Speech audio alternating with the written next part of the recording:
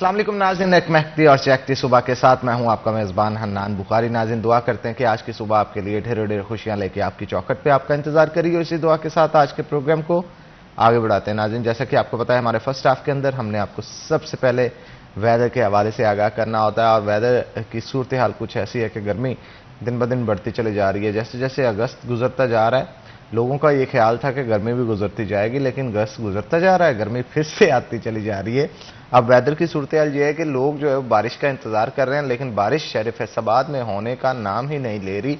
उसकी वजह से बच्चे, बूढ़े, नौजवान सब के सब जो है वो परेशान दिखाई देते हैं। दर्जा हरारत कम नहीं हो रहा, मौसम नहीं हो रहा, और लोगों के अंदर का मौसम भी जो है वो दिन ब दिन ख़राब होता चला जा रहा है। महकमा मौसमियात की हम लेंगे खिदमात, देखेंगे आइंदा 24 घंटे में कैसा रहेगा शहर फैसलाबाद का मौसम। चलते हैं हमारे स्पेशल सेगमेंट टुडेज वेदर की तरफ।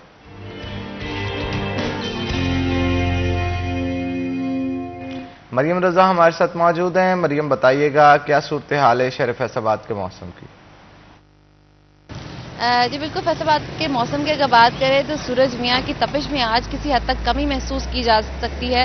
फैसलाबाद का मौसम जो है वो कदरे बेहतर है, तो हवाएं चलने का सिलसिला जो है वो भी जारी है।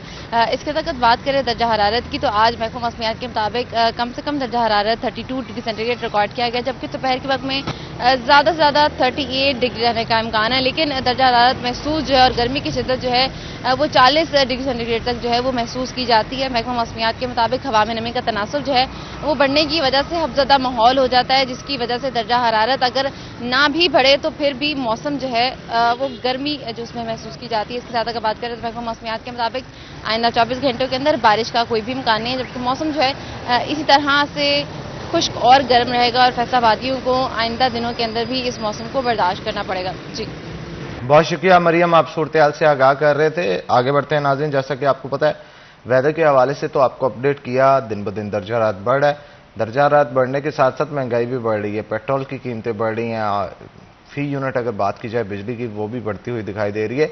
एशिया खुरनोश के रेट्स बढ़े, हर चीज़ में जो दौड़ है वो लगी हुई है। किसी चीज़ की दौड़ में कभी पेट्रोल आगे निकल जाता है, कभी बिजली के यूनिट्स आगे गुजर जाते हैं, लेकिन यकीन जानिए दौड़ तो लगी है, लेकिन ये दौड़ है बहुत तेज़। दिन ब दिन जिस तरह से रेट्स बढ़े हैं ना, आम आवाम बड़ी पीछे रह चुकी है। गुर्बत की लकीर से भी बहुत सारे लोग जो हैं वो नीचे जा चुके हैं। अब परेशानी के आलम में लोग ये देखते हैं कि किस तरह से अपनी ज़िंदगी का गुजर बसर करें। शायद यही वजह है कि गुज़श्ता दिनों के अंदर फैसलाबाद में क्राइम की रेशो जो है वो बढ़ी है। और आपने देखा कि मुख्तलिफ चौकों चौराहों में जो डकैती की वारदातें, राजनी की वारदातें जो होती हुई दिखाई दे रही हैं। अब देखेंगे कि ये पेट्रोल जो महंगा हुआ है इसके आफ्टर इफेक्ट्स क्या आ रहे हैं। सुना है कि ट्रांसपोर्टेशंस जितने भी हैं उनकी तरफ से किराए बढ़ाए जा रहे हैं। अब किराए कितने बढ़ाए जाएंगे, कितने फीसद बढ़ाए जाएंगे, ये भी एक सवाल है, क्योंकि पहले तो बढ़ता था 2 रुपये, 4 रुपये, 5 रुपये। इस दफ़ा किराया कितना बढ़ाया जाएगा ये हम जानेंगे। हमारे जो आज के पैनलिस्ट हमारे साथ मौजूद हैं, तारुफ मैं आपको करवा दूँ। इमरान असलम हमारे रिपोर्टर हमारे साथ मौजूद होंगे, आपको वेलकम करते हैं जिस शो के अंदर। और उनके साथ साथ खिलजा लियाकत हमारी रिपोर्टर मौजूद होंगी। खिलजा, आपको भी वेलकम करते हैं शो के अंदर। तो इमरान की तरफ चलते हैं। इमरान, बताइएगा क्या सूरत हाल है, किराए किधर को अब जाने लगे? सूरत हाल बहुत गंभीर हो चुकी है, और मैं समझता हूँ कि जो IMF का स्टैंड बाय मुआहदा किया गया है, इसने अवाम, जो पाकिस्तानी अवाम है, उसको डिफ़ॉल्ट कर दिया है। आप देखें ना, पेट्रोल की कीमत तारीख की बुलंद तरीन सतह पे पहुँची है। अगस्त से लेके अब तक जो है, मतलब 1 अगस्त से लेके अब तक जो है मजमूरी तौर पर 37 रुपये फ़ी लीटर पेट्रोल की कीमत में इजाफा हुआ है। और इससे पहले भी इन्होंने बढ़ाई थी आइंदा 15 रोज़ के लिए, और जैसा कि गुज़श्ता दिनों भी बढ़ी है। और अभी जो है वो 290 रुपये और 45 पैसे जो है वो पेट्रोल की कीमत है। अच्छा, पेट्रोल जो है मैं समझता हूँ जिस तरह रोटी पानी ये जो हमारी ज़िंदगी के लिए ज़रूरी है, इसी तरह पेट्रोल का जूस जो है वो बहुत ज़रूरी है। पेट्रोल की कीमतें जैसे बढ़ती हैं, डेफिनेटली उसके आफ्टर शॉक्स और साइड इफेक्ट जो हैं वो दूसरे सेक्टर्स भी पड़ते हैं। आप ट्रांसपोर्टर्स की बात कर रहे हैं, ट्रांसपोर्टर्स ने जो है वो फैसलाबाद के ट्रांसपोर्टर्स ने खुद साख्ता इजाफा कर दिया है। उनकी जानब से मौक़िफ़ अपनाया गया है कि डीजल पेट्रोल की कीमत बढ़ने की वजह से हमने किराए में इजाफा किया है। अब कितना किराया, जैसा कि हमने कल रिपोर्ट किया, 25 किलोमीटर तक जो है, जैसा कि फैसलाबाद से जड़ामाला और समुंदरी या डिस्कोड या दीगर कह लें कि वहाँ पर जाना हो, तो अगर किराया 100 रुपया था या 80 रुपये था, उन्होंने 30 रुपये तक इजाफा कर दिया है, 30 से 50 तक का इजाफा कर दिया। इंटरसिटी जो ट्रांसपोर्ट है, जैसे फैसलाबाद से लाहौर, जंग, मुल्तान और दीगर सिटी में जाने वाले, उन्होंने 100 से 150 तक का इजाफा खुद साख्ता कर दिया है। इसमें रीजनल ट्रांसपोर्ट अथॉरिटी की जानब से या ज़िला इंतज़ामिया की जानब से कोई ऐसे रेट अवेज़ा नहीं किए गए कि जनाब आपने इस जो है वो किरायानामा है इसके तहत लेनी है। लेकिन क्या करें, ना तो वो उनके खिलाफ कार्रवाई कर रहे हैं क्योंकि पेट्रोल की कीमत दिन ब दिन आपको पता बढ़ती जा रही है, जिसकी वजह से आम आदमी तो मुश्किलात का सामना है। अब तो सफ़र भी बहुत मुश्किल हो चुका है। पेट्रोल और डीजल की कीमतें बढ़ने की वजह से जहां पर ट्रांसपोर्टर्स की जानब से कुछ इजाफा किया जा रहा है।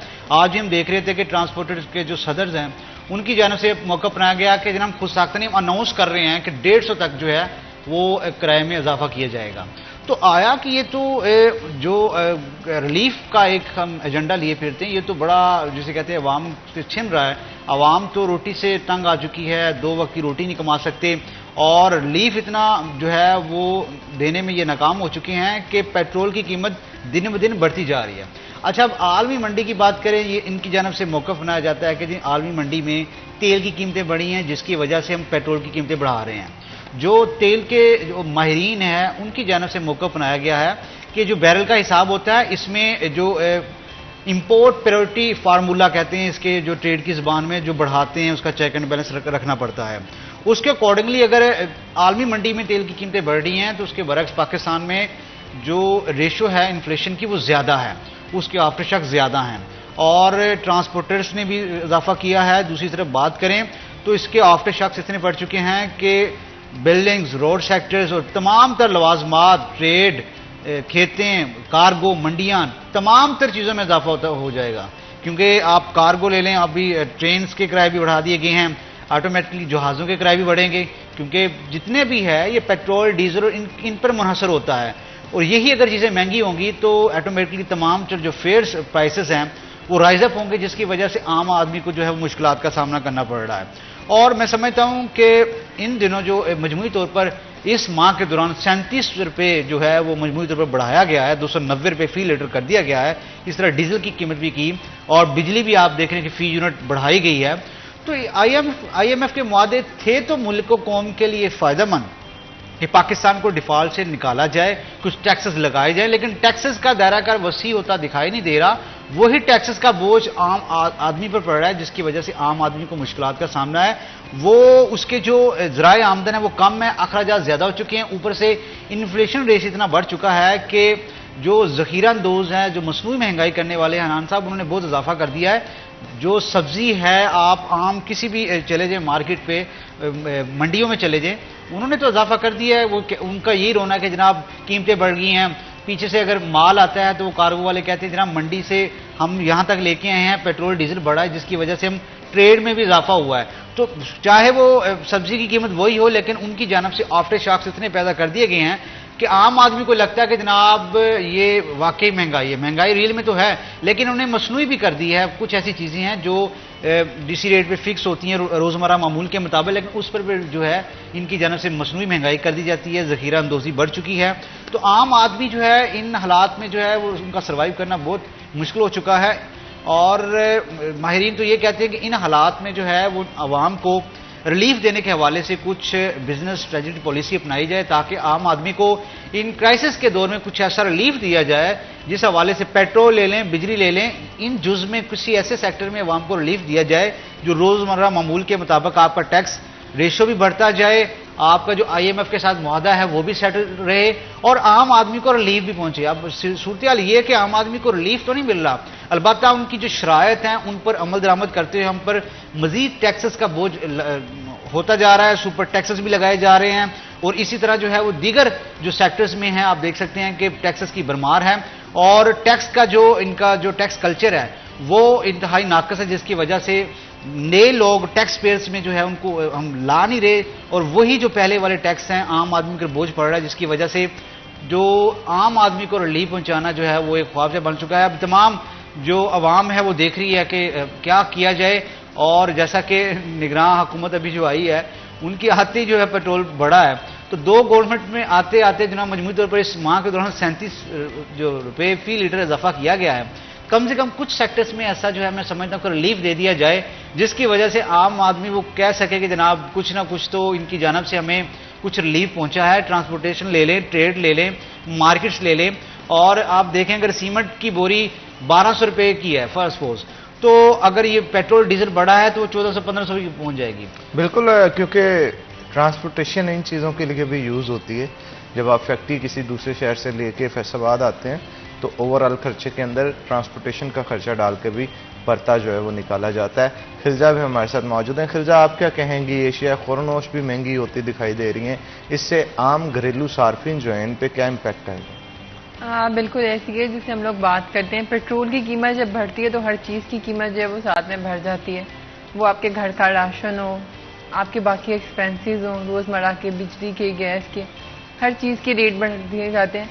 जैसे इमरान साहब ने बहुत अच्छी बात की, बहुत सारी चीज़ें जो है जिनके रेट नहीं भी बढ़ने चाहते हैं उनके रेट भी जो है बढ़ते हमें दिखाई देते हैं।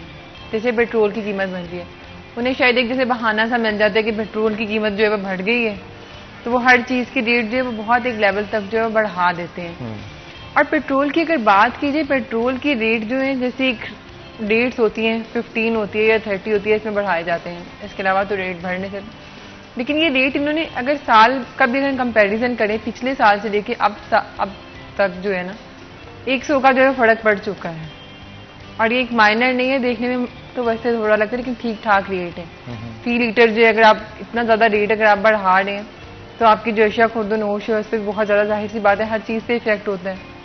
जितनी बार रेट बढ़ेगा उतनी बार जो चीज़ें हम लोग इस्तेमाल कर रहे हैं उनके रेट भी जो है हमें बढ़ते हुए दिखाई देते हैं। क्योंकि अगर एक दफ़ा उन्होंने रेट बढ़ा दिया है, 15 रुपये बढ़ा दिया या 20 रुपये बढ़ा दें, तो वो जो रेट हैं वो भी जो होंगे वो 20 to 30% हर चीज़ के जो बढ़ा दिए जाते हैं कि हम लोगों ने हर चीज़ जो है वो कार्गो कर दी है या जो भी चीज़ करनी है वो हम कैसे पूरी करें। तो वो हमारे जितने भी फिर हम लोग ग्रॉसरीज करने जाते हैं घर की या घर का कोई सामान लेने जाते हैं, उन सब चीज़ों में वो हम लोगों को टैक्स ऑलरेडी पे कर रहे होते हैं और फिर कोई और जो टैक्स ऑलरेडी होते हैं उसके अलावा सेपरेट टैक्स भी वो लेना शुरू कर देते हैं, मेंशन टैक्स के अलावा भी, कि ये तो है वो अब रेट बढ़ गए हैं, अब इसको कैसे मैनेज करना है। तो ये सब चीज़ें जो हमें बहुत ज़्यादा जो है वो देखने को नज़र आती हैं। मुझे तो लगता है कि खवातीन का सजना सवरना भी पेट्रोल से मुंसलिक हो गया है, कॉस्मेटिक्स की कीमतें भी बढ़ रही हैं। बिल्कुल ऐसी है, कॉस्मेटिक्स की रेट्स की अगर बात कीजिए वो भी बहुत ज़्यादा जो है बढ़ते दिखाई दे रहे हैं। एक छोटी सी अगर मतलब फाउंडेशन की बात कीजिए, एक बेसिक चीज़ है जो 2000 की थी वो 3500 तक मिल रही है। तभी अब आप यूज़ नहीं कर रहे हैं ना? तो ऐसे ही है, मेकअप खवातीन अब कम यूज़ करती हैं और उसकी वजह सिर्फ यही है कि जनाब महंगे होते चले जा रहे हैं।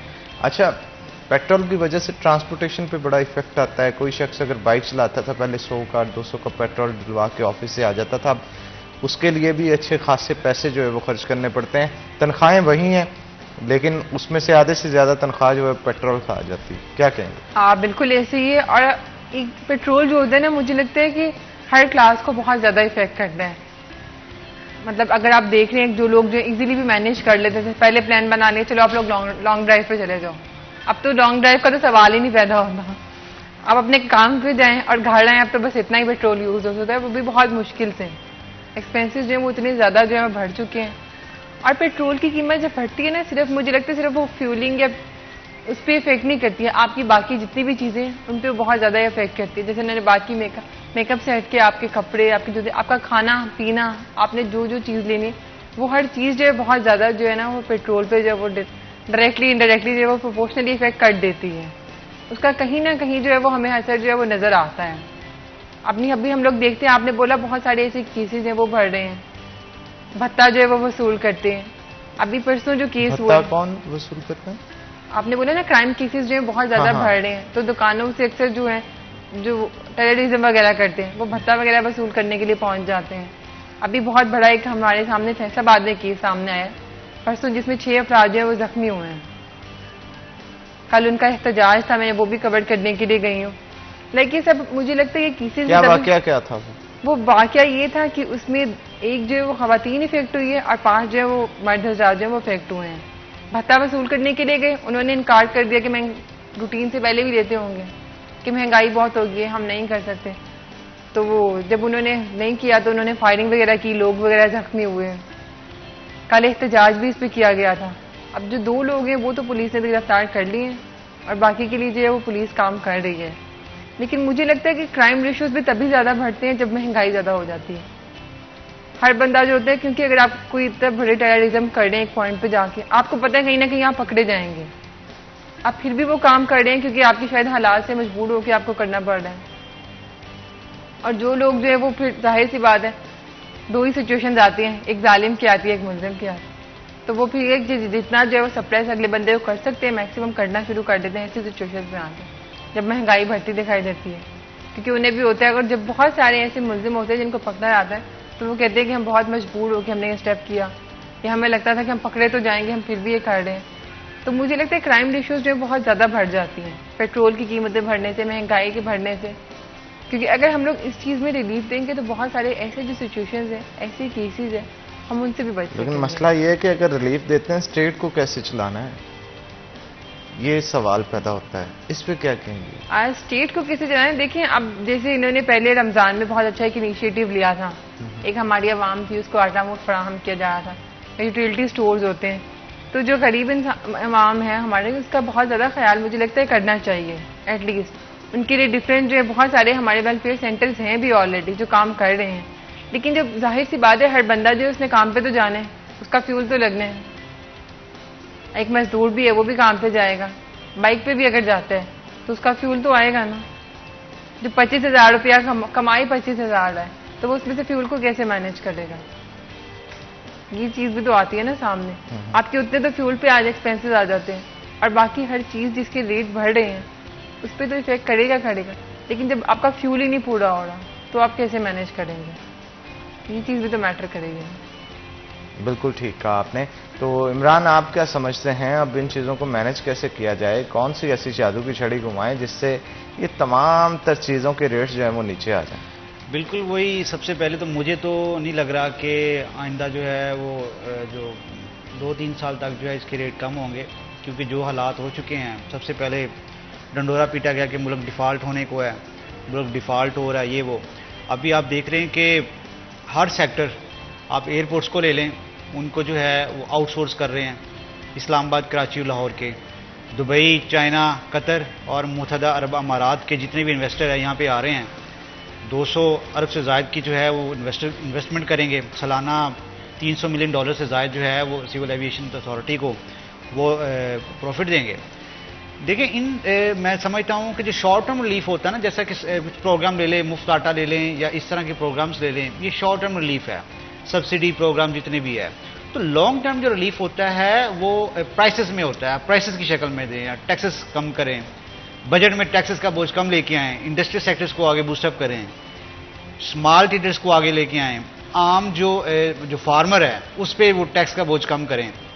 तो ये होते हैं लॉन्ग टर्म जो पॉलिसी है, जिसके हवाले से मुल्क की जितनी भी इकोनॉमिक सिचुएशन है वो बेहतर हो सकती है। आप अक्रॉस द वर्ल्ड देख लें, जितनी भी बिजनेस स्ट्रेटेजिक फॉर्म्स हैं इस हवाले से बूस्टअप होती हैं, क्योंकि उनके पास स्ट्रेटेजिक पॉलिसी होती है, वो प्रॉपरली आवाम को रिलीफ देते हैं। बिजनेस, इंडस्ट्रियल, फार्मर, एग्रीकल्चर, ये तमाम जो है सेक्टर, इस हवाले से आप जैसा कि पाकिस्तान की 70% जो है वो इन्हिसार ज़राअत पे है।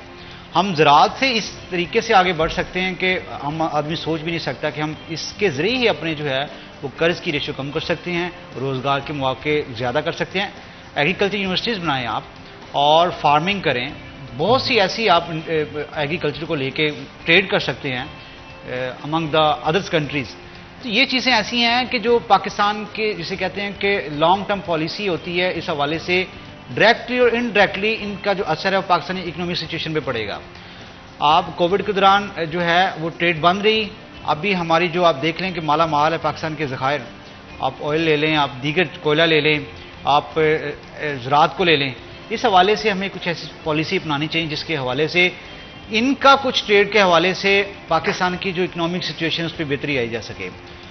शॉर्ट टर्म पॉलिसी की बजाय, सब्सिडी प्रोग्राम्स की बजाय कुछ ऐसी पॉलिसी अपनाएं कि पेट्रोल, डीजल, बिजली और दीगर हमारी जो रोज़मर्रा मामूल के मुताबिक जो आइटम्स हैं उस पर टैक्सेस का बोझ कम किया जाए, ताकि आम आदमी जब रूटीन के मुताबिक फ्लो में इन चीज़ों से रिलीफ गेट कर रहा होता है तो आप समझें कि वो फिर कहेगा कि जनाब हमारी जो गवर्नमेंट है, वो स्टेट है, हमारे लिए अच्छे इनिशिएटिव कर रही है।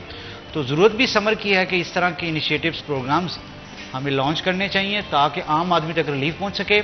और इस तरह के जो इंडस्ट्रियल सेक्टर हैं, प्राइवेट करने की बजाय आप प्राइवेट इन्वेस्टर लेके आएँ, लेकिन जो अथॉरिटी मेन है वो government of Pakistan, government of Punjab, हर जो प्रोविंस की गवर्नमेंट के पास रहे, ताकि पाकिस्तान का जो असासा है, कोई भी इदारा पाकिस्तान का असासा है, रेलवे, PIA, सिविल एविएशन दीगर इन असासों के ऊपर भी गुफ्तगू करते हैं, लेकिन एक छोटी सी ब्रेक के बाद। तो नाज़रीन ब्रेक लेंगे, ब्रेक के बाद दोबारा हाजिर होंगे। आपने कहीं नहीं जाना, हमारे साथ रहना है।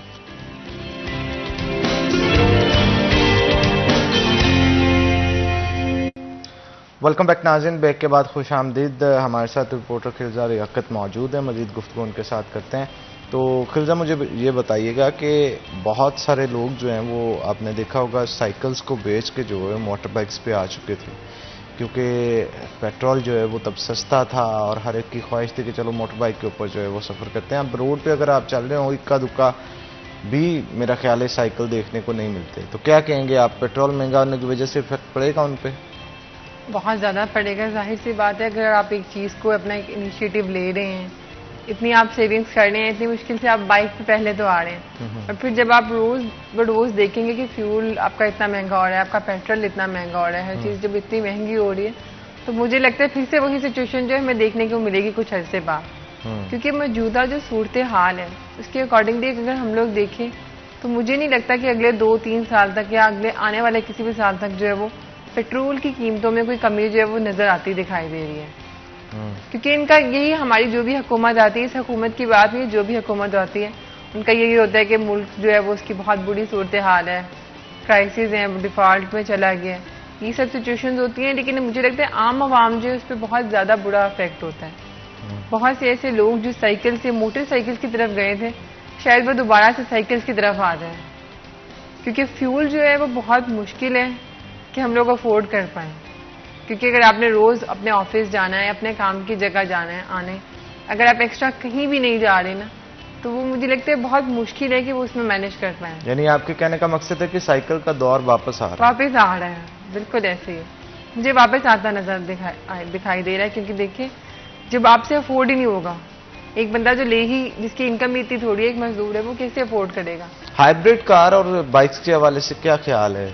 वक्त की अहम जरूरत है। बिल्कुल, बहुत ज़्यादा ज़रूरत तो है, लेकिन वो भी लेने के लिए पैसे चाहिए होंगे ना। हाइब्रिड कार के लिए किसी के पास पैसे होंगे तो वो खरीदेगा ना। तो जब पैसे नहीं है तो आप हाइब्रिड कार लेने का सोच भी नहीं सकते हैं। ठीक है, आप बहुत ज़्यादा सेविंग होती है, आप बहुत आपका फ्यूल वगैरह आपकी चीज़ें बचती हैं, लेकिन उसके लिए भी पहले आपको इन्वेस्ट करना पड़ेगा, इतना डालना पड़ेगा, तो फिर आप ले पाएंगे ना। क्यों जी इमरान साहब, आप क्या कहेंगे हाइब्रिड कार और बाइक्स पे?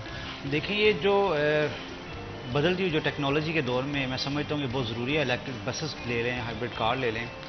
ये आप देख लें कि जो डेवलप्ड कंट्रीज़ हैं वहाँ पर ये बतौर रोज़मर्रा मामूल के मुताबिक इस्तेमाल हो रही है। हमारे लिए तो एक बहुत नई चीज़ है, क्योंकि हम बहुत पीछे रह चुके हैं टेक्नोलॉजी में। हमारे हमसाये ममालिक बहुत आगे निकल चुके हैं और हम जूँ के तूँ हैं। टेक्नोलॉजी का इतना फुकदान है कि हम इस तरह की जो चीज़ें हैं उसको यूटिलाइज़ नहीं कर रहे, स्टूडेंट्स को लेके नहीं आ रहे आगे, ताकि इस तरह की टेक्नोलॉजी ईजाद करें। और इनिशिएटिव लिए गए थे कि जनाब इलेक्ट्रिक बसेस चलेंगी, इस तरह की जो है वो जितने भी प्रोजेक्ट्स हैं वो ऑन किए जाएंगे, लेकिन अनफॉर्चुनेटली ऐसा कुछ भी नहीं हो सका। प्राइवेट सेक्टर ही आपको जैसा पता है कि लेके आ रहे हैं और गवर्नमेंट सेक्टर इस तरफ कुछ ध्यान नहीं दे रहा। अभी जो है वो रोड सेक्टर की भी बात करें तो जापान की तर्ज का बनाने का सोच रहे थे। ज़ाहिर है जब आप इलेक्ट्रिक बसेस चलाएंगे तो उसके लिए जो रोड है वो भी बड़ा मानी रखता है कि किस नोयत का रोड है। अब ट्रक्स वाले रोड्स की कुछ और रेशो होती है, इनकी कुछ और रेशो होती है। इस वजह से तमाम जो सूरत हाल है, आप जब किसी के साथ मुआदे करते हैं, किसी जैसा कि हमने ऑरेंज ट्रेन ले लें और मेट्रो स्पीडो ले लें लाहौर में जो चलती है, तो अब कितना बड़ा प्रोजेक्ट है कि आप 40 रुपये दे के शदरा से बैठते हैं और क्या कहते हैं ठोकर या उससे आगे कहीं भी उतर जाते हैं। तो ये अवाम के रिलीफ के लिए है। तो इससे पहले ऐसा कुछ भी नहीं था। आपने फ्लाईओवर अंडरपासेस बना दिए, लोगों का वक्त बच गया, लोग वक्त पर जो ऑफिस पहुंचते हैं और जो है आम आदमी भी उस पर जो है वो कर रहा है।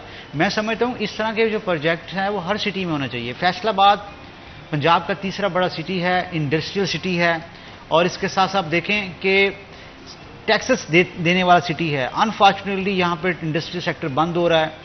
कोई प्रोजेक्ट्स ऐसा लॉन्च नहीं किया गया गुज़श्ता 3 सालों में जिससे आम आदमी को जो है वो रिलीफ पहुँच सके।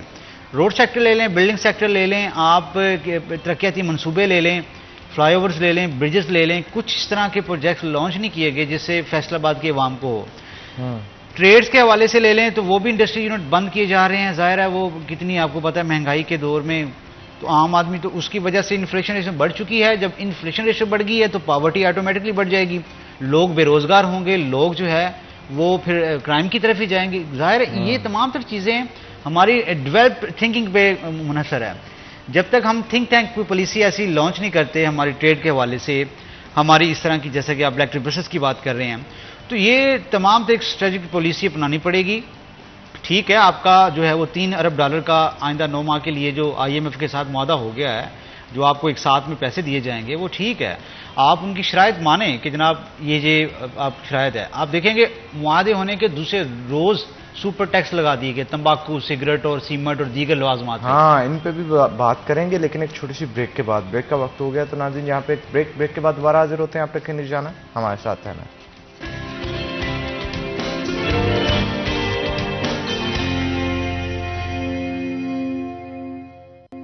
वेलकम बैक नाज़रीन। ब्रेक के बाद खुश आमदीद। इमरान असलम हमारे साथ मौजूद है। इमरान, बताइएगा कि अब पेट्रोल की कीमतें जो है वो कम होती तो दिखाई नहीं दे रही, डॉलर में भी दिन ब दिन जो है वो तेज़ी दिखाई दे रही है।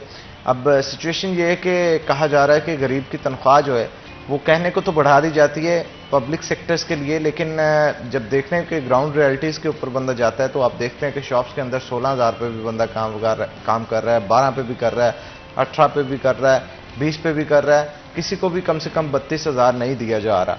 तो आप क्या कहेंगे, इसके ऊपर क्या इनिशिएटिव लेना चाहिए ताकि गरीब आवाम में बेहतरी आ सके, क्योंकि पेट्रोल भी काफ़ी महंगा हो चुका है। बिल्कुल, जैसा कि गवर्नमेंट पंजाब ने मजदूर की कम से कम तनख्वाह जो उजरत है वो 32,000 फिक्स की गई है। अगर कुछ ऐसी फैक्ट्रीज, इंडस्ट्री सेक्टर या कुछ ऐसे अदारे जो नहीं दे रहे, उनके खिलाफ जो है वो कार्रवाई होती है। महकमा लेबर डिपार्टमेंट जो है वो अपने लेबर एक्ट के तहत उनके खिलाफ कार्रवाई करता है, इंस्पेक्शन करता है। अब बहुत सी ऐसी फैक्ट्रीज हैं जहाँ पर मजदूर की जो तनख्वाह दी नहीं जा रही 32,000, तो ज़रूरत इस अमर की है कि वहाँ की चेकिंग की जाए और रिपोर्ट दी जाए। मैं नहीं समझता कि फौरी तौर पर इनकी जानब से अमल दरामद कर दिया गया है। गवर्नमेंट ने तो कह दिया कि कम से कम 32,000 जो दी जाए, तो वो अभी तक वही 25,000 जो कम से कम उजरत है वो दे रहे हैं, जिसकी वजह से मैं समझता हूँ टैक्सेस का बोझ, पेट्रोल का बोझ, बिजली, गैस और तमाम लवाजमात का बोझ बढ़ चुका है। उनकी जो तमाम जो आमदन है वो जा रही है जनाब अखराजात में, उसके पास तो प्रॉफिट ज़ीरो है। प्रॉफिट ज़ीरो है तो मैं समझता हूँ कि उसका जो सर्वाइव करना बहुत मुश्किल है। ऊपर से टैक्सेस के नफाज इतने कर दिए गए हैं कि तंबाकू, एयरलाइंस और इसी तरह जो है चीनी और दीगर जो ऑटोमोबाइल्स हैं, इन पे भी जो है वो 10% जो है टैक्स की शरह लगा दी गई है। और पहले अगर बिजनेस की बात करें जो 10 से 15 करोड़ है या 35 से 40 करोड़ कमाता था सालाना, उसकी जो रेशो है वो नए जो फिनांस एक्ट के तहत जो है वो 8 से बढ़ाकर 10 कर दी गई है, कुछ 6 से बढ़ाकर 8 कर दी गई है। ये तमाम जो चीज़ें हैं, सूरत इतनी गंभीर हो गई है कि आम आदमी को रिलीफ जो है वो ख्वाब बन चुका है। तो हमारा इंडस्ट्री सेक्टर तो ठीक है, वो अपने तर्ज का जो है वो अपने कर रहा है, वर्किंग कर रहा है, और ऊपर से वो 32,000 की बजाय 25,000 में जो है वो मजदूरों को तनख्वाह दे रहा है। एक तो वायलेशन कर रहा है गवर्नमेंट ऑफ पंजाब के जो जारी करदा है सर्कुलर है, उसकी भी खिलाफवर्जी कर रहा है। दूसरी बात ये कि उनके साथ भी नाइंसाफ़ी कर रहा है जो अपने बच्चों के जो है वो पेट पालने के लिए दिन रात मजदूरी करते हैं, उनको जो वक्त पर उनकी उजरत नहीं मिलती और ऊपर से वो कम मिलती है, डिडक्शन करते हैं मुख्तलिफ मद में।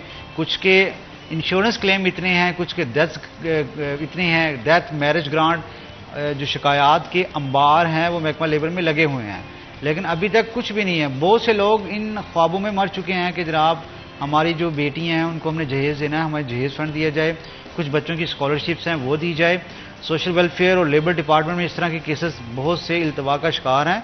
ज़रूरत इस अमर की है इनके लिए बजटिंग की जाए, इनका बजट जारी किया जाए और इनके खिलाफ कार्रवाई करते हुए ऐसी फैक्ट्रीज, ऐसी टैक्स इंडस्ट्री जो कम से कम उजरत 32,000 नहीं दे रही, उनको जो है उनके खिलाफ कार्रवाई अमल में लाई जाए और फौरी तौर पर उनको सील किया जाए और इस शर्त पे डी सील किया जाए कि वो कम से कम जो उजरत है वो 32,000 दी जाए। और ऊपर से ये टैक्सेस का नफाज जो है वो कर दिया गया है फौरी IMF के मुआहदे के बाद। तो मैं समझता हूँ कि ये जो मुल्क और कौम को रिलीफ, मैं समझता हूँ कि आइंदा जो मैं दिन देख रहा हूँ तो एक ख्वाब बन चुका है, रिलीफ देना बहुत मुश्किल हो चुका है। हर सेक्टर की आप बात करें, कोई भी शोबा उठा के देख लें तो टैक्सेस की भरमार है, ज़राए आमदन कम है, अखराजात ज़्यादा हैं। कोई भी 30, 35 या 50,000 में भी किसी भी फैमिली का बजट बना के नहीं दिखा सकते और उनको डबल शिफ्ट्स करना पड़ रही हैं।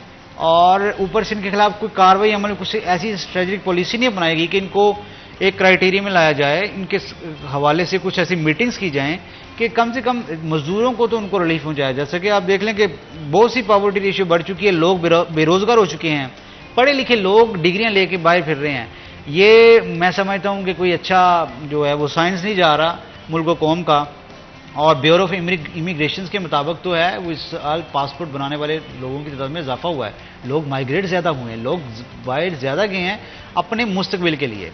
और ये पावर्टी रेशियो आंसर जब बढ़ जाती है, फिर वो आप देखें यूनान जैसे वो वाक़यात होते हैं जो कस्सी में डूब गए हैं, वो अपने ज़िंदगियाँ दांव पे लगा के एक मुस्तकबिल को जो हसीन देखने के लिए वो जाते हैं कि जनाब हम डंकी के ज़रिए बाहर पहुँच जाएँ, वहाँ से कुछ ऐसा करें अपने फ्यूचर के हवाले से। उनको लगता है कि जैसे वहां पे जाते ही डॉलर हो गए होंगे और वो खेत से चुनना शुरू करके अपने मुल्क भेजना शुरू कर देंगे। हालांकि ये सिचुएशन वहां पे नहीं होती, वहां पे भी अच्छी खासी मेहनत करनी पड़ती है इंसान को।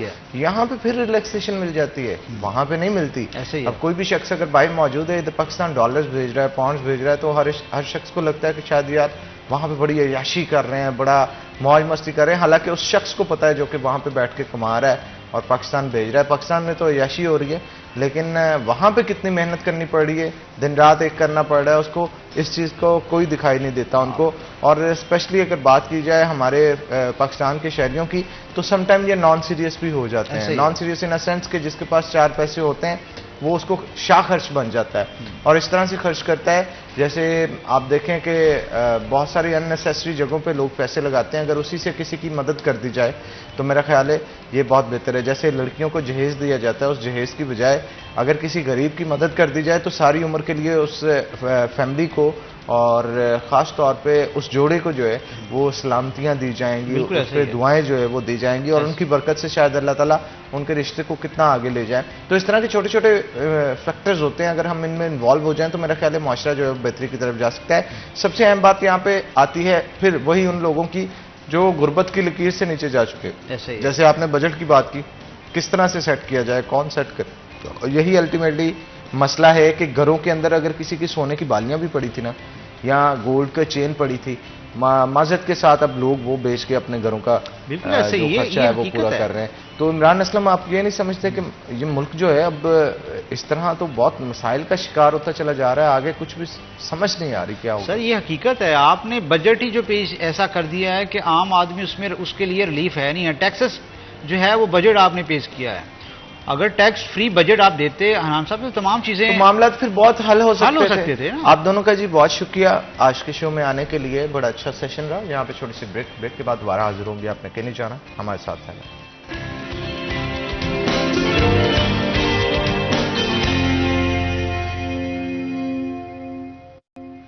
वेलकम बैक नाज़रीन, ब्रेक के बाद खुश आमदीद नाज़रीन। जैसा कि आपको पता है कि सेकंड हाफ के अंदर हमारी कोशिश होती है कि आपको जितनी भी एशिया खुरनोश है उनके रेट्स के हवाले से आगाह किया जाए, क्योंकि रोज़ाना की बुनियाद पे मार्केट कमेटी की तरफ से रेट लिस्ट जो है वो पब्लिश की जाती है, जिसमें एशिया खुरनोश, फ्रूट्स, सब्जियाँ और दाल समेत मुख्तलिफ जो चीज़ें हैं जिनमें गोश्त भी आ जाता है, उनकी कीमतें जो है वो उनकी तरफ से तय की जाती हैं, ताकि कोई भी मार्केट के अंदर जो है वो ओवर चार्जेस जो है वो ना कर सके।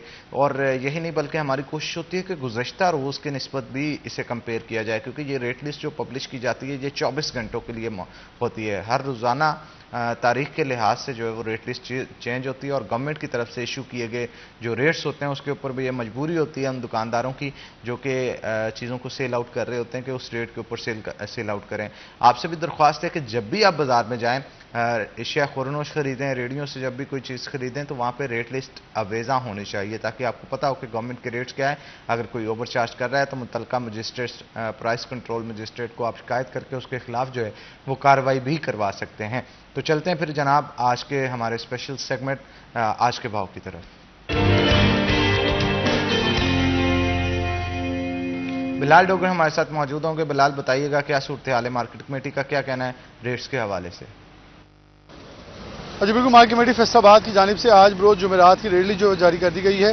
ऊंची उड़ाने हैं, अंडे फार भी बेकाबू नजर आते हैं, 2 रुपये दर्जन मजीद महंगे हुए हैं, 290 से 292 रुपये दर्जन के ऊपर जा पहुंचे हैं। अगर ऐसे ही बात करें आगे सब्जी और फलों में तो उतार चढ़ाव रिकॉर्ड किया जा रहा है। प्याज 3 रुपये महंगा हुआ है, 55 से 58 रुपये किलो। टमाटर 15 रुपये सस्ता हुआ है, 115 से 100 रुपये किलो। लीमू देसी 10 रुपये सस्ता हुआ है, 160 से 150 रुपये किलो। सब्ज मिर्च 10 रुपये महंगी हुई है, 75 से 85 रुपये किलो। बंद गोभी 15 रुपये सस्ती हुई है, 110 से 95 रुपये किलो। करेला 5 रुपये महंगा हुआ है, 120 से 125 रुपये किलो। बैंगन 15 रुपये सस्ते हुए हैं, 110 से 95 रुपये किलो। गाजर 10 रुपये महंगी हुई है, 115 से 125 रुपये किलो। अरवी 10 रुपये महंगी हुई है, 105 से 115 रुपये किलो। सेब गाचा 5 रुपये महंगा हुआ है, 170 से 175 रुपये किलो। केला 10 रुपये महंगा हुआ है, 130 से 140 रुपये दर्जन। अमरूद 5 रुपये सस्ता हुआ है, 60 से 55 का हुआ है। नाशपाती 5 रुपये सस्ती हुई है, 130 से 125 की। अंगूर गोला 10 रुपये सस्ता हुआ है, 160 से 150 का। अंगूर सुंदरखानी 10 रुपये महंगा हुआ है, 240 से 250 रुपये किलो। मीठा 10 रुपये महंगा हुआ है, 150 से 160। आम चौंसा 10 रुपये महंगा हुआ है, 150 से 160। अनार देसी 10 रुपये महंगा हुआ है, 160 से 170 रुपये किलो पे जा पहुंचा है। फलों के अंदर कुछ ज़्यादातर जो है वो तेज़ी देखी जा रही है, जबकि सब्जियों के अंदर बराबरी पे उतार चढ़ाव है। लेकिन इस हफ्ते के दौरान जो है यही रुझान पूरे हफ्ते में देखा जा रहा है। कुछ महंगा होता है तो कुछ सस्ता होता है, लेकिन आवाम के लिए अगर देखें तो सब्जियों, फलों और इसके साथ ही सस्ते प्रोटीन की कीमत जो है वो ताहाल आपे से बाहर है और आवाम के लिए खरीद नामुमकिन नजर आती है। जी बहुत शुक्रिया बिलाल, आप सूरत हाल से आगाह कर रहे थे। आगे बढ़ते हैं नाज़रीन, जैसा कि आपको एशिया खुरनोश के रेट्स तो बताएं, लेकिन इसके साथ साथ हम आपको ट्रेनों की शेड्यूल के हवाले से भी आगाह करेंगे और ट्रैफिक के हवाले से भी। आपको पता है कि अक्सर रोज़ाना की बुनियाद पर अगर हम बात करें तो मोस्टली ट्रेनों का शेड्यूल जो जारी किया जाता है उसके मुताबिक ट्रेनें प्लेटफॉर्म्स के ऊपर मुकर्रर वक्त पे नहीं पहुंचती। उसकी क्या वजूहत हो सकती हैं, क्या मसाइल दरपेश होते हैं? आज ट्रेनें टाइम पे आई हैं, नहीं आई, उनके वजह से मुसाफिरों को कौन सी मुश्किलात है जिसका सामना करना पड़ा है? तो हमारे साथ हमारे बहुत ही सीनियर और खूबसूरत और कॉम्पिटेंट और बहुत ही मायनाज रिपोर्टर अवैस अली साहब मौजूद होंगे। तो अवैस अली, बताइएगा क्या सूरत हाल है ट्रेन की? बिल्कुल अनान, आज भी बदसूर ट्रेनें जो हैं वो ताखीर का शिकार रही हैं। सुबह के बाद में आने वाली एक भी ट्रेन वक्त पर नहीं पहुंच पाई। गर्मी भी ज्यादा है तो गर्मी में घंटों मुसाफिरों को स्टेशन पर इंतजार के लिए उसका सामना है। सबसे पहले मिल्लत एक्सप्रेस की बात कर लेते हैं, जो आज 2.5 घंटे ताखीर का शिकार रही है। और उसके साथ साथ पराक्रम एक्सप्रेस जो है वो 3 घंटे, रहमान बाबा एक्सप्रेस 2 घंटे 50 मिनट जो है वो ताखीर का शिकार रही है। पाकिस्तान एक्सप्रेस 2 घंटे और गौरी एक्सप्रेस 1 घंटा 20 मिनट जो है वो ताखीर से आज फैसलाबाद से लाहौर के लिए रवाना हुआ। शालीमार एक्सप्रेस 2 घंटे 40 मिनट ताखीर का शिकार रही है। तो ट्रेनों की ताखीर से जो है वो मुसाफिरों को मुश्किलात का सामना है। गुज़िश्ता 2 हफ्ते कबल हादसा पेश आया था और उस हादसे की वजह से जो है वो ताहाल महकमा रेलवे की जानिब से ट्रेनों के अवकाशकार को बेहतर नहीं बनाया जा सका, जो महकमा रेलवे के नाक़िस इंतजामिया की जो है वो एक बड़ी दलील है। अच्छा, मुझे अवैस ये बताइएगा, क्या चेकिंग पॉइंट्स जो रेलवे के ऊपर बनाए जाते हैं वो मशीन्स ठीक हैं और क्या सिक्योरिटी के खातिर कोई इंतजाम हैं? और टिकट प्लेटफॉर्म्स के हवाले से भी बताइएगा, जो शहरी वहाँ पे लाइनों में लग के टिकट्स ले रहे होते हैं उनके लिए कोई मुश्किलात का कोई मसला तो नहीं है, या मुसाफिर खाने जो बनाए गए हैं उनके लिए जो सूरत हाल है उनकी मौजूदा, उसके हवाले से भी हमें आगाह कीजिएगा। बिल्कुल हनान, सबसे पहले ट्रैक की बात कर लेते हैं तो उसकी बर वक्त मेंटेनेंस जो है वो महकमा रेलवे को करनी चाहिए। हम देखते हैं कि माजी में जितने भी हादसा पैदा हुए हैं वो बर वक्त मेंटेनेंस ना करने की वजह से जो है वो हुए हैं। महकमा रेलवे के अफसरान की जानिब से माहानावार और सालाना इंस्पेक्शन की जाती है ट्रैक की, मगर उस इंस्पेक्शन के बावजूद बहुत से ऐसे मसाइल हैं जो दूर नहीं होते। तो महकमा रेलवे को अपनी इंस्पेक्शन टीमों में बेहतरी लाना होगी, इंतजामिया भूल में, और इसके साथ साथ जो अमला की कमी है इस बात पे जो है वो महकमा रेलवे को बिल्कुल भी कंप्रोमाइज नहीं करना चाहिए। जो ट्रैक मेंटेनेंस का अमला है, जो गैंगमैन है, वो प्रोफेशनल होने चाहिए। आज जो ट्रैक की बर वक्त मेंटेनेंस करे ताकि इस तरह हादसों से बचा जा सके। फैसलाबाद रेलवे स्टेशन पर जो है वो मुसाफिर खाना ताहाल इस तरह से मैसेज दिखाई नहीं देता।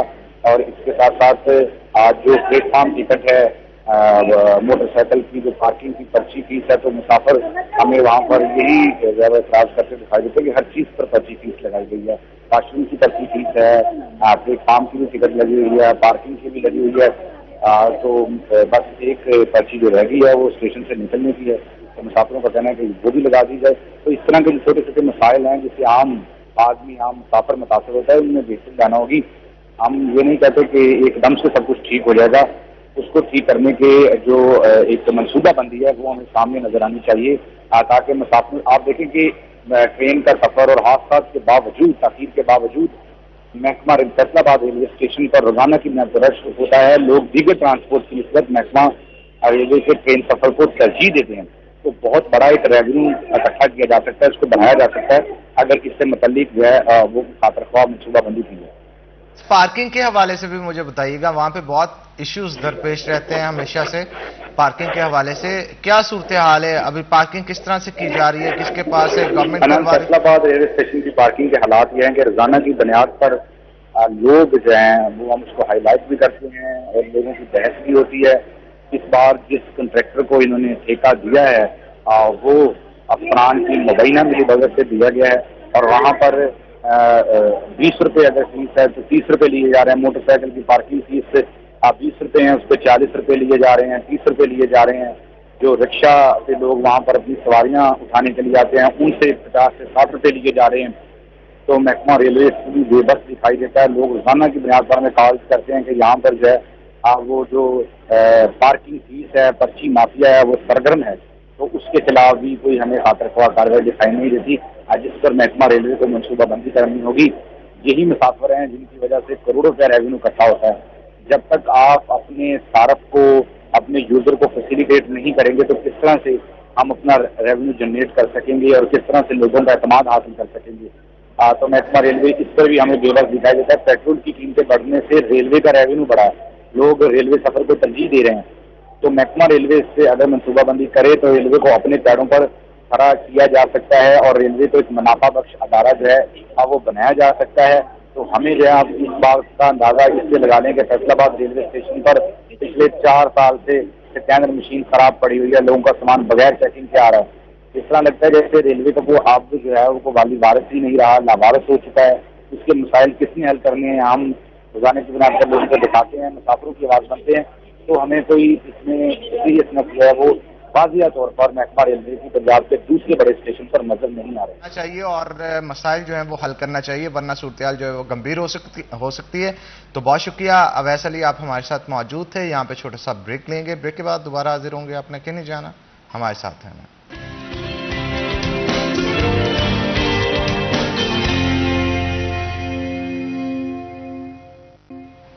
वेलकम बैक नाज़िन, ब्रेक के बाद खुश आमदीद। नाज़िन, ब्रेक के बाद अब हम जो गुफ्तगू करेंगे ख़ास तौर पे हमारे यहाँ जो बिज़नेस कम्युनिटी है उसके हवाले से, और इसके साथ साथ आज एक नन्हे मेहमान भी हमारे साथ मौजूद होंगे जो कि सोशल मीडिया इन्फ्लुएंसर हैं, उनके हवाले से भी बात करेंगे।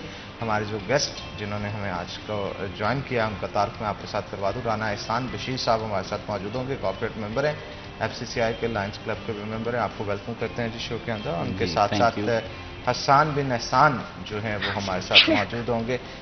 कैसे हैं आप हसान? मैं ठीक हूँ, आप कैसे हैं? मैं भी ठीक ठाक जनाब, बच्चा काफ़ी तेज़ ज़रा शार्प है। तो गपशप करेंगे दोनों के साथ बारी बारी। तो पहले जो है वो राना एहसान साहब की तरफ चलते हैं और गुफ्तगू का आगाज़ जो है वो बिज़नेस के मसाइल के हवाले से करते हैं। राना साहब, महंगाई तो बहुत बढ़ती चली जा रही है। लास्ट सेगमेंट के अंदर भी हम डिस्कस कर रहे थे कि आखिरकार इतनी महंगाई के बावजूद भी पाकिस्तानी कैसे सरवाइव कर रहे हैं, ये एक अचंभे की बात है। और ख़ास तौर पे जब बात की जाती है बिज़नेस कम्युनिटी की तो हर चीज़ महंगी होने की वजह से, जहाँ पेट्रोल महंगा हो रहा है, बिजली के यूनिट्स महंगे हो रहे हैं, लास्ट प्रोडक्ट जो आप कोई भी तैयार करते हैं किसी भी बिज़नेस के अंदर, ऑटोमेटिकली उसका रेट जो है वो आपको हो जाता है जब उसकी कॉस्ट ऑफ प्रोडक्शन बढ़ती है। तो आप क्या समझते हैं, यही सूरत रहती है तो आने वाले वक्त में क्या सिचुएशन देखते हैं आप? बिस्मिल्लाहिर्रहमानिर्रहीम। करोड़ों दरूद नबी करीम सल्लल्लाहु अलैहि वसल्लम की ज़ात पे। बहुत शुक्रिया सबसे पहले आपका कि आपने हमें इनवाइट किया। और सेकेंडली, महंगाई इस टाइम हमारा हॉट टॉपिक चल रहा है और बिज़नेस कम्युनिटी इससे सबसे ज़्यादा अफेक्टेड है। और मैन्युफैक्चरिंग जो है ना, वो आप ये समझ लें कि जैसे किसी भी चीज़ की प्राइस इंक्रीज़ होती है ना, तो रीकॉस्टिंग, आपको सारी कॉस्टिंग दोबारा करनी पड़ जाती है। और वो जो कॉस्टिंग है जो आप करते हैं उसमें वेस्टेज ऑफ टाइम है, मतलब उसकी जगह पे आप नई डेवलपमेंट कर सकते हैं, नए कस्टमर सर्च कर सकते हैं, लेकिन आप पुराने कस्टमर्स को एंटरटेन करने के लिए आपको रीकॉस्टिंग करनी पड़ती है। अभी ये रीसेट फ्यूल की प्राइस जैसे ही इंक्रीज़ हुई है तो हमारी कॉस्टिंग दोबारा फिर हमें करनी पड़नी है। ये तो एक अलग मसाइल है। दूसरा जो सर्वाइवल है ना बिज़नेस का, बिज़नेस कम्युनिटी का, वो बहुत ज़्यादा मुश्किल, डे बाय डे मुश्किल से मुश्किल तरीन होता जा रहा है। तो इन हालात में मेरी जो अथॉरिटीज़ है उनसे यही रिक्वेस्ट है कि इसको सोचें, इसको देखें। मुल्क जो हमारी कंट्री है वो बिल्कुल एक राइट वे पे नहीं जा रही और हमें इसको इंडिविजुअली हर किसी को सोचना चाहिए, इस पे देखना चाहिए। अपना रोल जो है, मतलब मैं जो कर सकता हूँ पाकिस्तान के लिए मुझे करना चाहिए, जो आप कर सकते हैं आपको करना चाहिए। हर बंदा अपने लेवल पे जहाँ पे भी वो बैठा हुआ है जिस तरह की भी वो उसके पास अथॉरिटी है, उसे कम से कम अपने लिए और अपनी कंट्री के लिए लाजमी कुछ ना कुछ करना चाहिए, फिर जाके हम इस क्राइसिस से निकल सकते हैं। अगर हम अपना इंडिविजुअली सोचते रहें, मतलब मैं सोच रहा हूँ कि मेरा बिजनेस ठीक चल रहा है, मेरे मामला ठीक है, तो बस ठीक है, बाकी कोई बॉदरिंग नहीं है, तो वो कभी ना कभी मतलब with the passage of time वही जो क्राइसिस है जो मेरे साथ वाले किसी बिजनेसमैन के ऊपर हैं या किसी इंडस्ट्री पे है, वो कल को मेरे ऊपर भी आएंगे और हम इस चीज़ को बॉदर नहीं करते। तो ये बहुत इस टाइम क्राइसिस वाली बात है और बड़ी परेशानी वाली बात है। बिल्कुल ठीक कहा आपने। हमारे साथ नन्हे इन्फ्लुएंसर हसन बिन हसन, तो वो भी मौजूद होंगे, उनसे भी हम गपशप करेंगे।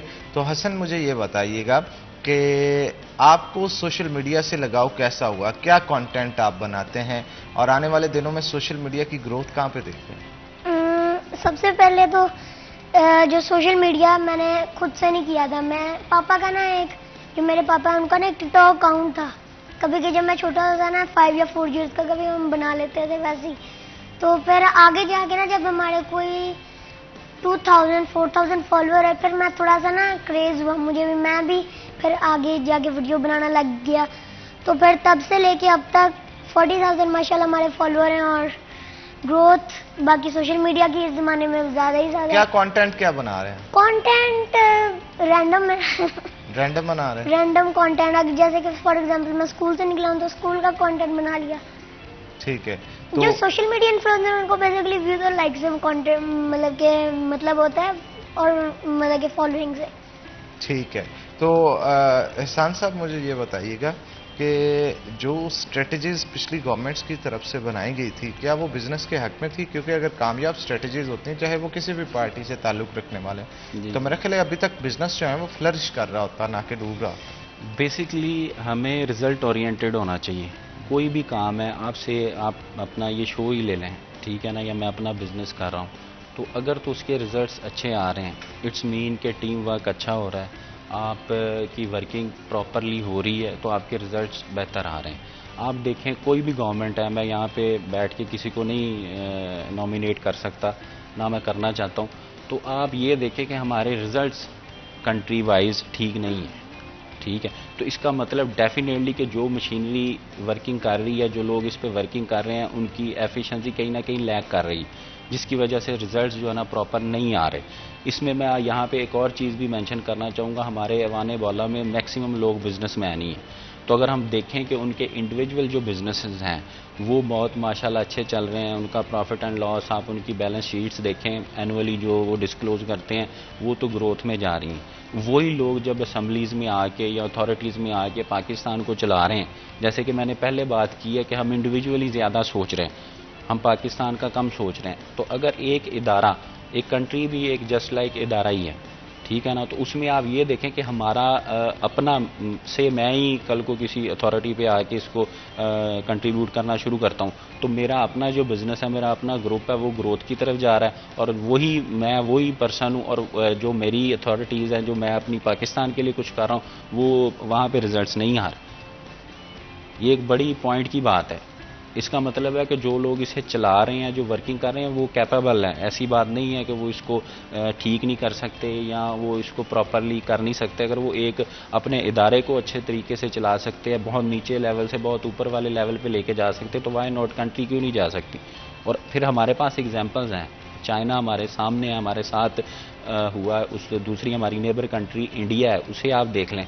इसके अलावा बहुत सारी एग्जाम्पल्स हैं जो दुनिया में ऐसी, हम कोई इस तरह की तो बात कर नहीं रहे अनहोनी कि जो पाकिस्तान इतने ज़्यादा क्राइसिस में है कि इन क्राइसिस से निकल नहीं सकता। हम सब मिलके पाकिस्तान के लिए काम करें, हम इंडिविजुअली कम करें, ज़्यादा पाकिस्तान के लिए करें, तो पाकिस्तान एक ना एक दिन बहुत जल्द ही हम दुनिया में, आप ये देखें पाकिस्तान के लोग पूरी दुनिया में फैले हुए हैं और ये इतने टैलेंटेड लोग हैं कि आप इसको एक्नॉलेज पूरी दुनिया करती है, पाकिस्तान के टैलेंट को, फिर पाकिस्तान की ब्यूटी को पूरी दुनिया एक्नॉलेज करती है। पाकिस्तान के पास बहुत सारे कुदरती वसाइल्स हैं।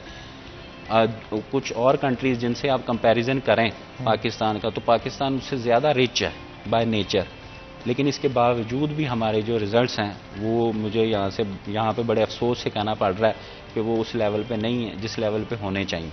और मैं उम्मीद करता हूँ आने वाले दिनों में अच्छे की उम्मीद रखनी चाहिए। पेवस्तार शजर से उम्मीदें बहार रख, तो हम तो बिजनेस कम्युनिटी, हम तो यहाँ से जा भी नहीं सकते। बाहर तो रखनी चाहिए, लेकिन उम्मीद के साथ साथ कोशिश का होना बहुत जरूरी है। कोशिश का होना डेफिनेटली, मैंने यही कहा है कि मैं अगर कोशिश होनी क्या चाहिए, कोशिश क्या होनी चाहिए, कोशिश अब यहाँ पे मैं कुछ इतना ओपनली नहीं बात कर सकता, लेकिन ये है कि कोशिश का मतलब कोशिश या कोशिश में सब कुछ आ जाता है कि हमने एक एम कर लेना है कि हमने मतलब पाकिस्तान के लिए कुछ करना है, ठीक है ना। और जब मैंने ये एम कर लेना तो डेफिनेटली मैं कुछ ना कुछ ज़रूर करूँगा।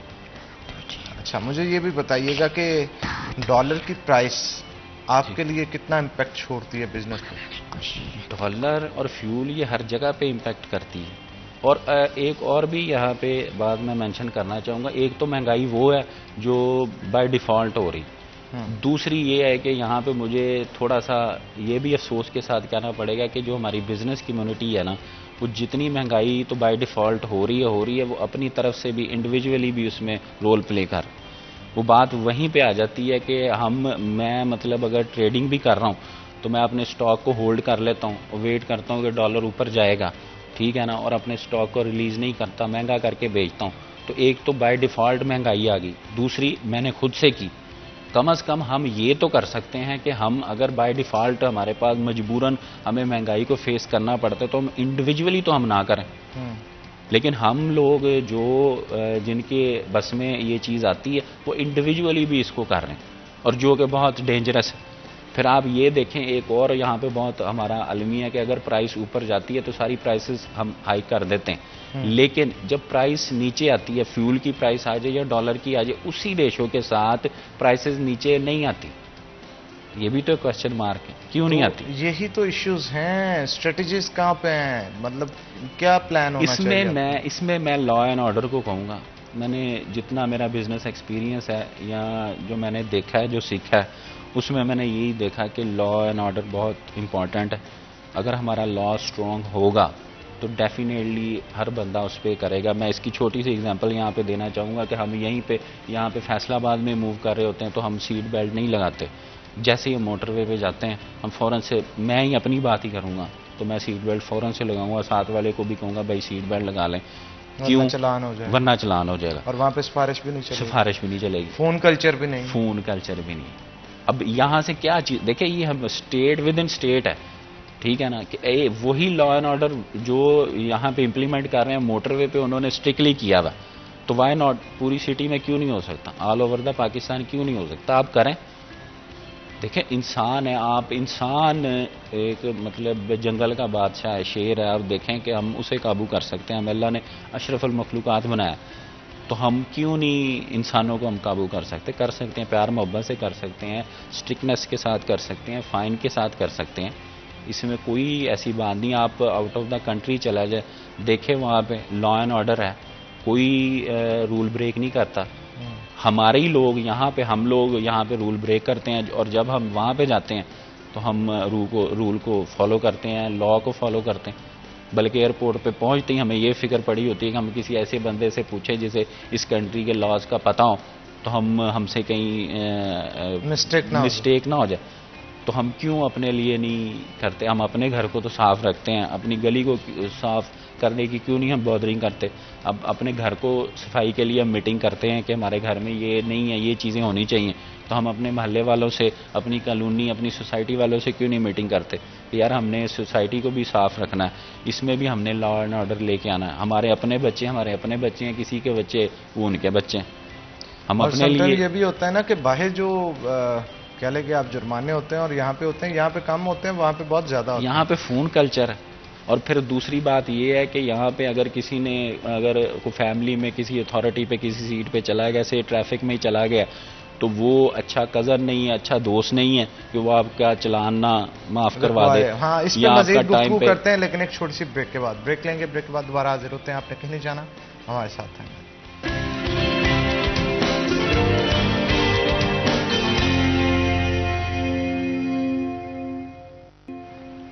वेलकम बैक नाज़रीन। ब्रेक के बाद खुश आमदीद। राना एहसान बशीर हमारे साथ मौजूद हैं, मज़ीद गुफ्तगू उनके साथ करेंगे। राना साहब, मुझे ये बताइएगा कि जो आने वाले दिन हैं इनमें पाकिस्तान की साख जो दूसरे मुल्कों में इस वक्त जो परसेप्शन एक बना हुआ है, पाकिस्तान एक ऐसी कंट्री है, वो परसेप्शन हम किस तरह से चेंज करेंगे? क्या ये बिजनेस के ऊपर भी इफेक्ट करता है? डेफिनेटली गुडविल एक एसेट है। जैसे एक इंडस्ट्री या एक इंडिविजुअल के लिए पर्सनैलिटी, आपकी खुद की पर्सनैलिटी है, मेरे खुद की पर्सनैलिटी है, उसमें भी एक गुडविल है। नाम कहते हैं, जैसे हम अपनी लैंग्वेज में कहते हैं कि नाम चलता है, इसी तरह एक इदारे का नाम है, एक कंपनी का नाम है। इसी तरह अगर आप ऊपर चले जाएं तो एक कंट्री का नाम है। कंट्री के गुडविल, अगर गुडविल मेरे लिए एक एसेट है ना, तो मेरी कंट्री के लिए भी गुडविल एसेट है। और गुडविल एसेट, फाइनेंस में उसे एसेट कंसीडर किया जाता है। तो आप ये देखें, अगर हमारी गुडविल अच्छी होगी तो अदर कंट्रीज जो है ना, उसके लिए हमारा रिगार्ड करेंगी, हमारे साथ बिजनेस करेंगी, हमारे साथ इन्वेस्टमेंट्स करेंगी, और मतलब अच्छा सिस्टम हो जाता है। तो ये बहुत इम्पॉर्टेंट है। तो इस पे भी वर्क करने की बहुत ज़रूरत है।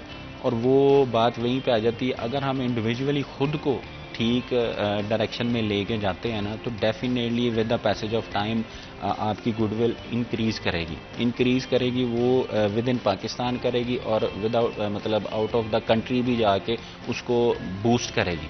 आप देखें कि कुछ अर्सा पहले हमारे ये जो ओवरसीज़ पाकिस्तान है, बहुत ज़्यादा उन्होंने पैसे यहाँ पे भिजवाए हैं या वो भिजवा रहे हैं, और वो भी एक अच्छी खासी अमाउंट हमारे लिए बनती। और ये हमारे लिए हमें चाहिए कि हम इनको, ये हमारे एसेट्स हैं, हमें इनको यूटिलाइज़ करना है, अच्छे तरीके से यूटिलाइज़ करना है। आपने देखा होगा, मैं बहुत ग्राउंड रूल लेवल की बात कर रहा हूँ, कि यहाँ पे अगर कोई investor out of the country आता है, मतलब पाकिस्तान के, ये वो बाहर गया, उसने वहाँ से पैसा कमाया और वो पाकिस्तान में सेटल होना चाह रहा है, तो वो यहाँ पे जो लोग हैं, बजाय उसे इनकरेज करने के, उसे इस साइड पे लेके जाते हैं कि यार ये हमारे लिए एक बहुत ही मतलब एक शिकार आ गया, तो हमने इसको मतलब करना है। तो वो फिर डिसहार्ड हो के वो इस चीज़ को करके कि नहीं, जो दूसरी कंट्री है वही बेहतर है, क्योंकि उन्होंने वो कल्चर, वो सोसाइटी, वो सिस्टम उन्होंने देख लिया होता है वहाँ पे, और वो उनके माइंड में उसी तरह के का सारा सिनेरियो बन जाता है, और वो यही समझते हैं कि पाकिस्तान में भी ऐसे है। लेकिन पाकिस्तान में ऐसा नहीं हो रहा होता। मुझे बड़ा दुख के साथ ये बात कहना पड़ती है। आपको नहीं लगता कि पाकिस्तान के अंदर फॉरेनर्स को लाने के लिए कोई खातर ख्वाह उस तरह से इनिशिएटिव्स नहीं लिए जा रहे इंटरनेशनल बिजनेस को लाने के लिए, जैसे गवर्नमेंट की तरफ से लिए जाने चाहिए? बिल्कुल नहीं है। अगर होते हों तो आप देखें कि अगर यहाँ पे फॉरेनर इन्वेस्टमेंट आती है, आप यही देख लें कि एक सिटी दूसरी सिटी में कर रही होती है। फैसलाबाद है, फैसलाबाद की सराउंडिंग में कितने गांव लगते हैं, कितने विलेजेस हैं जिनको पाकिस्तान जो फैसलाबाद कवर कर रहा है। इसी तरह लाहौर है, इस्लामाबाद है, मुल्तान है। तो जो सराउंडिंग के एरियाज़ है, अगर उनको फैसलाबाद में अच्छी फैसिलिटीज़ मिल जाएं, अच्छा सिस्टम मिल जाए, तो वो क्या बूस्ट होगा कि नहीं होगा? बिज़नेस बूस्ट होगा, डेफिनेटली बूस्ट होगा। अब बहुत से मेरे जानने वाले हैं, वो गोजरा से फैसलाबाद में बिज़नेस कर रहे हैं, जड़ावाला से लोग आके फैसलाबाद में, फैसलाबाद बिज़नेस हब है। अगर यहाँ पे बिज़नेस अच्छा चलेगा तो डेफिनेटली वो फैलेगा। फैसलाबाद में एक भी एक्सपो सेंटर नहीं है, और ये कितनी नाअहली वाली बात है। माजरत के साथ, अब जिसकी भी है उनको इस चीज़ को सोचना चाहिए, क्यों नहीं है, होना चाहिए। देखें ना, आप इंडस्ट्रियल हब कहते हैं और हब के अंदर ही एक्सपो सेंटर नहीं है। हाँ, अगर बाहर से कोई फॉरेनर्स आते हैं, सपोज आपने उनको अपनी एग्जीबिशन दिखानी हो जिसमें आपकी कॉटन की, आपके कपड़े की क्वालिटी जो है वो मुख्तलिफ इक़साम की लगाई जाएंगी, आप कैसे इंटरनेशनल स्टैंडर्ड से मीटअप कर सकते हैं जब तक आपके पास बेसिक फैसिलिटीज ही मौजूद नहीं हो? नहीं, किसी भी सूरत नहीं कर सकते। आप ये देखें, हमारे पास यहाँ पे उस तरह का फॉरेनर्स का लिविंग स्टैंडर्ड भी नहीं है। अगर जो टेक्सटाइल इंडस्ट्री से रिलेटेड है, या हम लोगों के जो गेस्ट फॉरेनर्स आते हैं, तो यहाँ पे उस तरह का सिस्टम नहीं है। वो उनकी खुद की रिक्वायरमेंट होती है कि नहीं, हमें आप लाहौर में स्टे करवाएं, या आप हमें इस्लामाबाद में स्टे करवाएं। और ये कितना देखिए, कितना मतलब डिफरेंस आ जाता है। फिर उसमें कॉस्ट आपकी इंक्रीज हो रही है ना। अगर बीइंग अ बिजनेसमैन मैं देखूं, आपने आना है, जाना है, गेस्ट को बार बार लेके आ रहे हैं, बार बार लेके जा रहे हैं, ठीक है ना। अगर वो इधर ही स्टे करते हैं तो वो कितना बेहतर हो जाता है। फिर दूसरा ये है कि इसमें अगर आप इस चीज़ को ना देखें, एक्सपो सेंटर एक नहीं है। जब एक्सपो सेंटर यहाँ पे आना, उसके साथ बाकी लवाजमात भी हैं, बाकी चीज़ें भी बूस्ट होनी। एक स्टेप के साथ बहुत सारी चीज़ें रिलेट कर रही होती।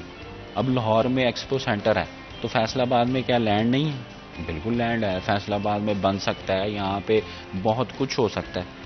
लेकिन नहीं, बस बात वहीं पे आ जाती है कि हम इंडिविजुअल सोचते हैं। हमें ज़रूरत है कि हम सबका मिल के सोचें। आप ये देखें कि अगर मतलब कोई इशू आ जाता है तो से किसी का एक्सीडेंट ही हो जाता है सीट बेल्ट ना लगाने से। मैं एक छोटी सी एग्जांपल यहाँ पे कोट करना चाहूँगा। तो हम ये सोचते हैं कि यार हमारा तो नहीं हुआ, मेरा तो नहीं हुआ, तो एक मैं वो मेरी हैबिट करते करते करते करते यहाँ तक आ जाने कि वो मेरा भी हो जाए। बिल्कुल आपने ठीक कहा, इस पे इनिशिएटिव्स लेने की जरूरत है आप दोनों का में आने के लिए। इसी के साथ नाज़रीन आज के प्रोग्राम से अपने मेज़बान हनान बुखारी को दें इजाज़त, फिर होगी आपसे मुलाकात, तब तक के लिए अल्लाह हाफ़िज़।